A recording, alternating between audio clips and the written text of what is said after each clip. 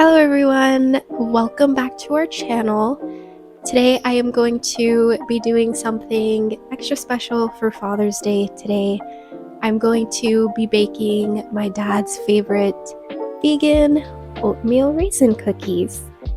Before we get into the initial recipe, make sure to like, comment, and subscribe, and let's get right into it. The first step in this process would be to make the flax egg.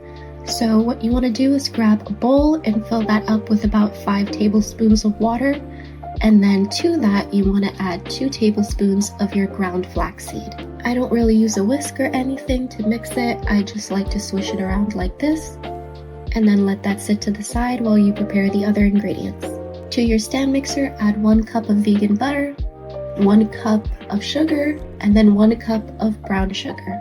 Mix everything together until it starts to look creamy like this. Time to add in your flax egg.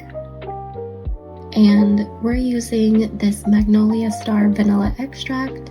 So you want to put about 3 teaspoons of that into your stand mixer, along with 1 tablespoon of molasses.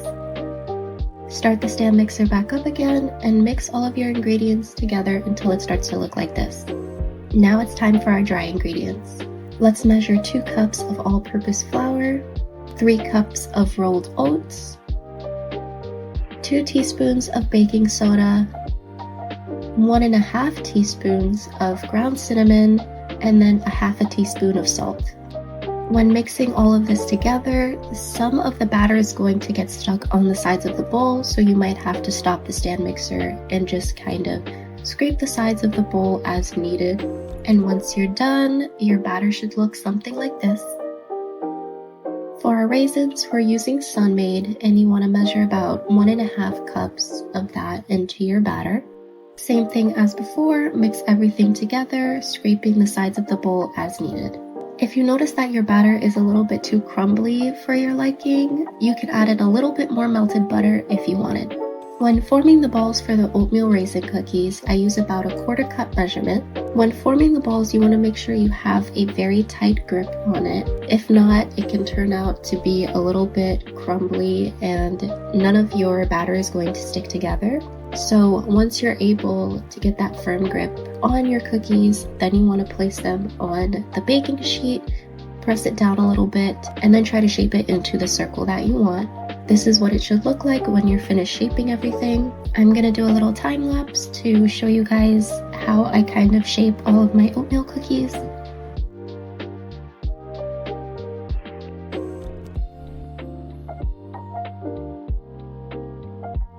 This is what all of your cookies should look like when they're done. Place your cookies in the oven on 350 for about 12 to 14 minutes. I usually like to go for 12 minutes if they're smaller cookies and 14 minutes if they're bigger shaped cookies. Take your cookies out of the oven, and what I like to personally do is flatten the cookies a little bit to make them a little bigger. But once you take them out of the oven, immediately put them on the cooling rack so that way they don't overcook and they don't get too hard.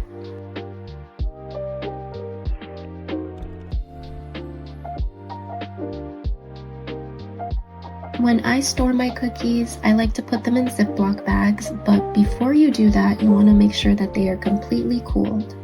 And these are the final results. These cookies are delicious, wholesome, and 100% vegan, so they're proof that healthy can taste amazing. Now it's time for the reaction.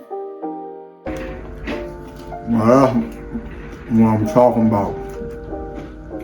No dairy. This is a cookie right here, boy. Oatmeal raisin, my favorite. Let me tell you, you gotta make yourself some of these cookies. They're absolutely delicious. Yeah. They're buffing.